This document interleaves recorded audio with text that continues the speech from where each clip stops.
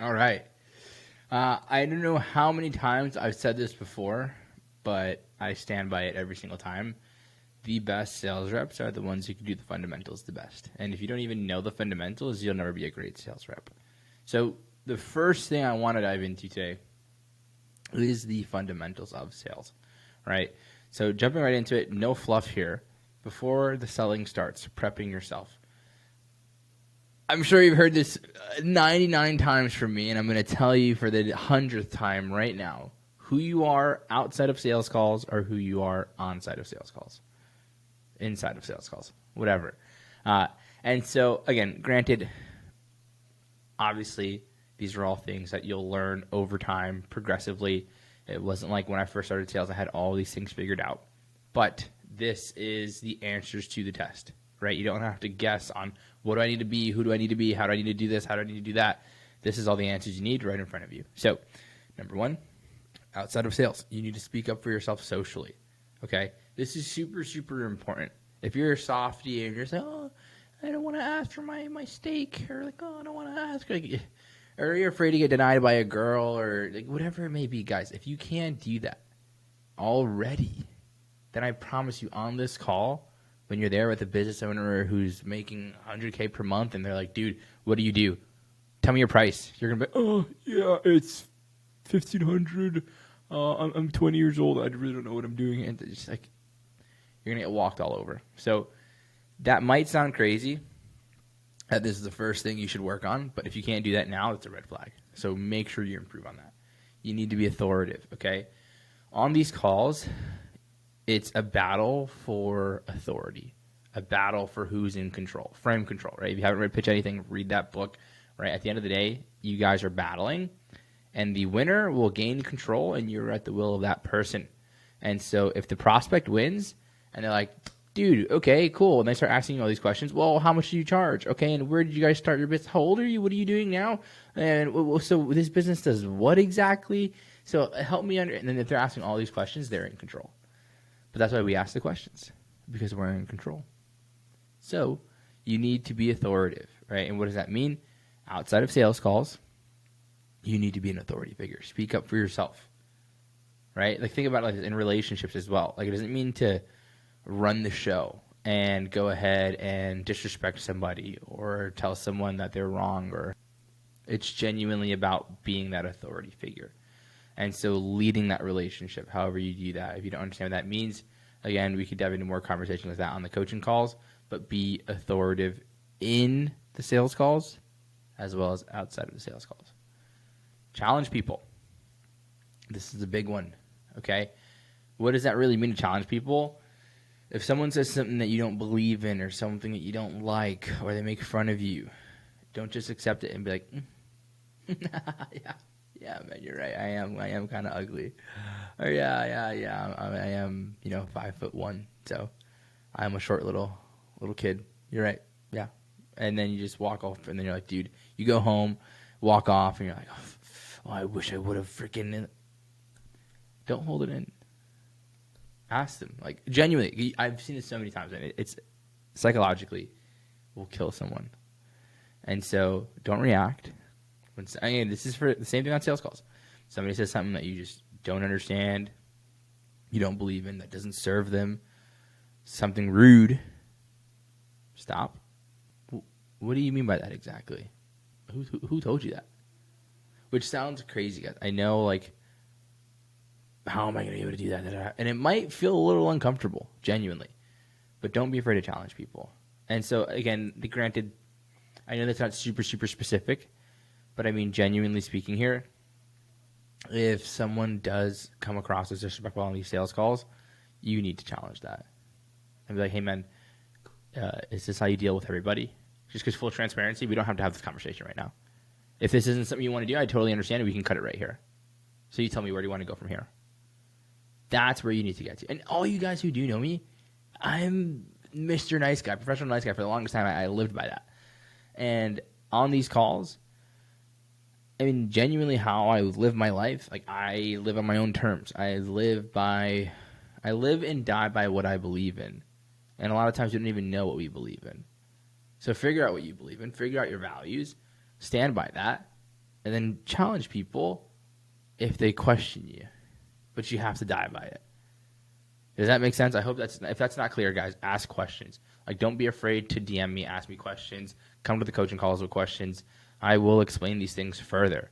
Okay? Don't just take this and be like, oh, whatever JJ says, I'm gonna challenge my mom when she tells me to clean my room. Like, not like that, guys. At the end of the day, like, you have to understand what challenging is and how to challenge people appropriately. And so if you need a little bit of a deeper explanation, we can, but if you understand what that means, great. If some of you have a little bit of sales experience, you understand what I mean by challenge people.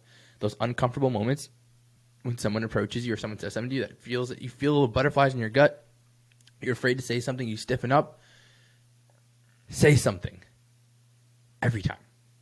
It'll make you stronger. I promise you. Challenge yourself. There's 3 types of sales guys. 1 is the stud. Very rare. 1% of the 1%. 2, fat, lazy sales guy. That's all they do. Go through the motions. They're fat. They eat good because they make a little bit of money. And they just do the fundamentals. Not the fundamentals, but they do the bare minimum. That's a better word. They do the bare ass minimum because they probably can't even do these fundamentals here, if I'm being honest. And the last one is number 3, is you're young, dumb, and full of cum, which is the new era of sales guys now who are like 17, 18, coming in, wearing those fucking Viper sunglasses and like taking their shirts off on sales calls and just trying to close these deals to impress people and make money. Be the stud. Because the young, dumb, and full of cum and the lazy fat guys, they don't challenge themselves. I'm not saying challenge yourself as in like go to the gym. But when I say challenge yourself, it's to have the discipline and have the ability to be able to do things because you need to, not because you want to. And what I mean by that specifically is, for example, this is for most of the dudes out there, but I can't tell you how many times I get DMs from you guys about talking about porn, how you watch porn, how you're stuck on that stuff. And dude, I'm not a life coach here. I'm not here to tell you, like, stop jerking off. At the end of the day, if that's what you want to do it. Okay, that's fine. Like, I'm telling you. But if it doesn't align with you and you feel like you have a hard time letting go of that, I'm going to tell you right now, just let it go. Just stop cold turkey. You don't need to do all these fancy little meditation, replace it with, like, all these other different things. Like, dude, just stop. Like, control your fucking brain, bro. Control yourself. If you can't stop drinking coffee, you can't stop taking these fucking Zins, you can't stop fucking smoking vapes, and I don't even know what dude, I don't know what you guys are doing. I'm telling you, if you can't stop doing that stuff, like, then I'm telling you, you'll never be able to challenge yourself or challenge people on calls. Like, you're always going to question yourself. If you don't have that conviction and trust within yourself, I promise you guys, you're not going to get far. You're not going to get far at all. You might get like 5K, 6K month, but these are the things that will take you past those 10K, 20K, 30K months. There's just a different level to the person you're dealing with when they're making that much money. I'm telling you, it's not just fundamentals and skills and Jedi mind tricks. They genuinely have that conviction in themselves. They trust themselves. If they say, yo, you know what? I'm going to go to bed at 9 p.m. tonight, they're going to go to bed at 9 p.m. tonight. Challenge yourself. Understand your vices. Make sure you become invincible. You'll thank me later. Control conversations. How you can do that subtly. I'm not going to go too deep into this right now, but I'd recommend reading How to Win Friends and Influence People. Great book. Gives you a high-level understanding. Honestly, you guys will all see like how much. And I'm not sitting here saying I read that book religiously, but even prior to me reading, I read it this year.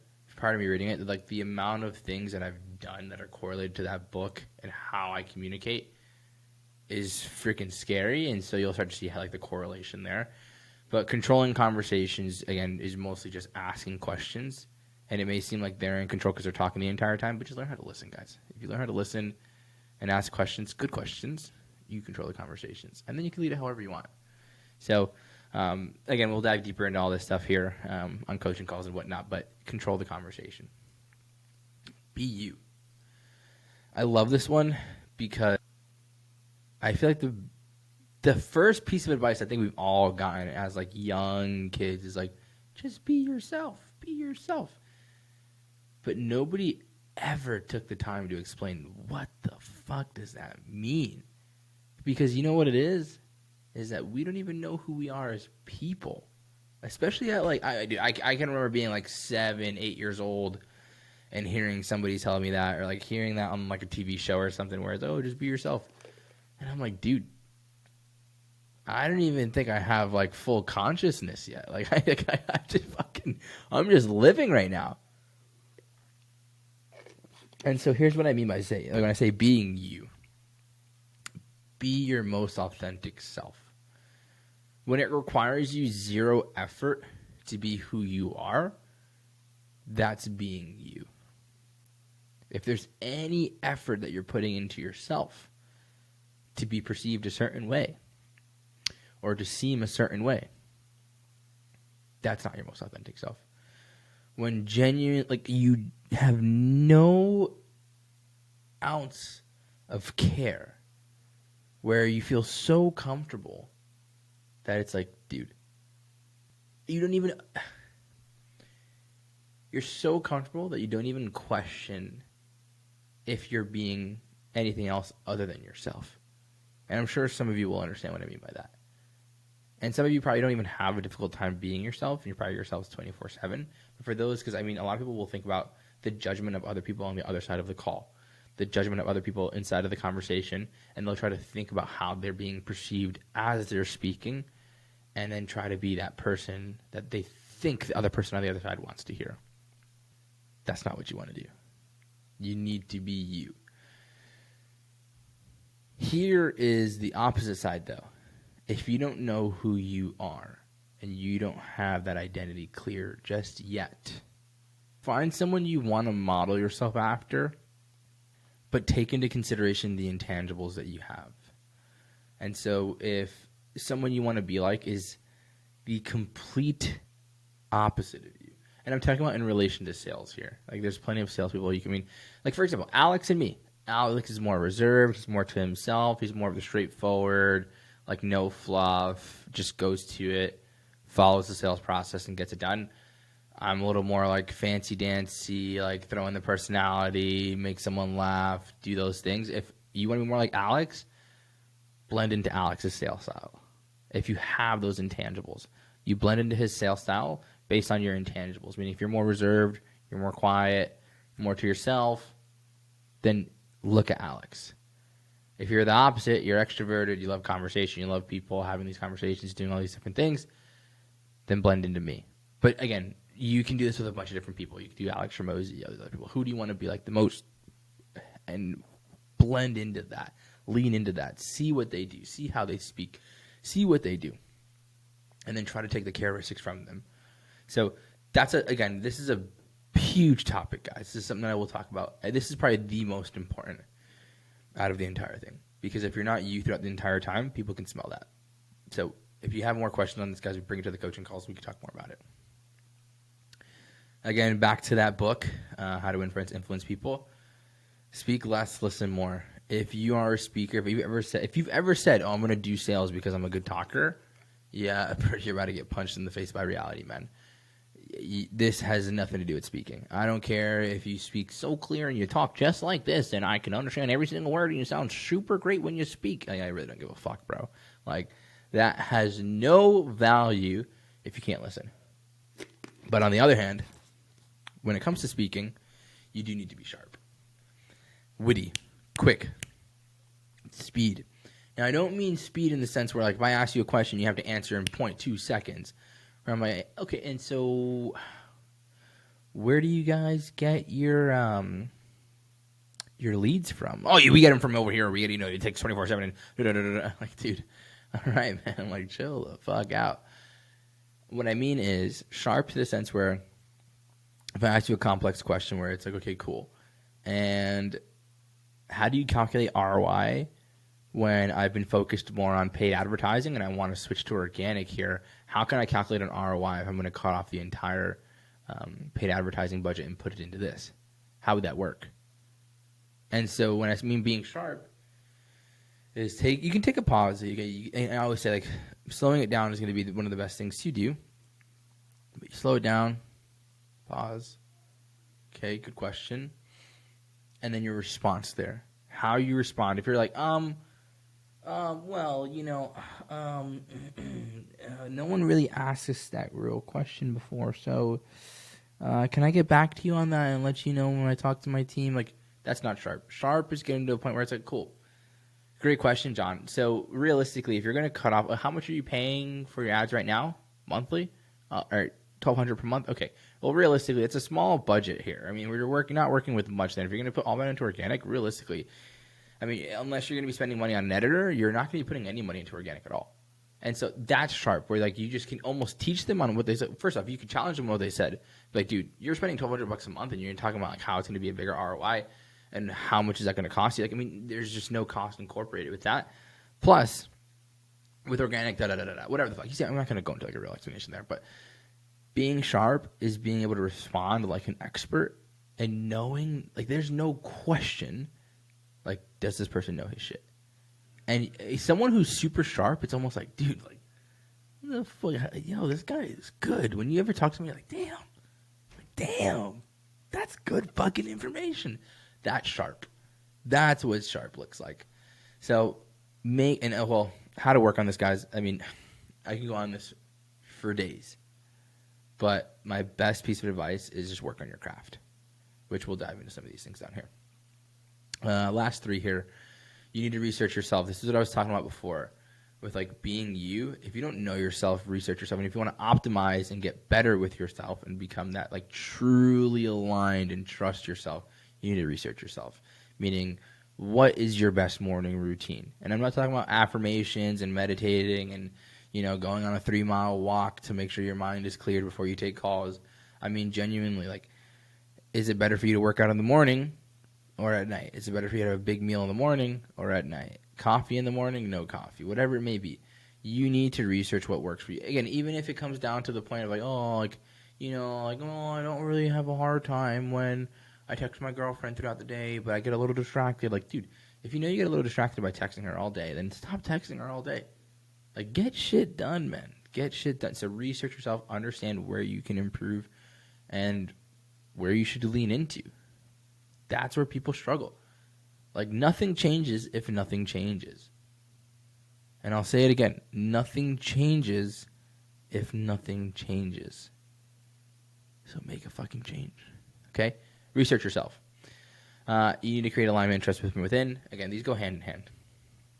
If you research yourself, you know yourself, and I'm talking about to a T. To a T.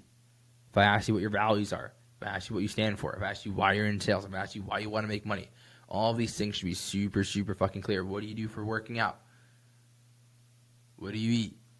Like, these things, I'm telling you that. This might sound like, how the fuck is this incorporated to sales? But how you are outside of sales is how you are in sales. How you do anything is how you do everything.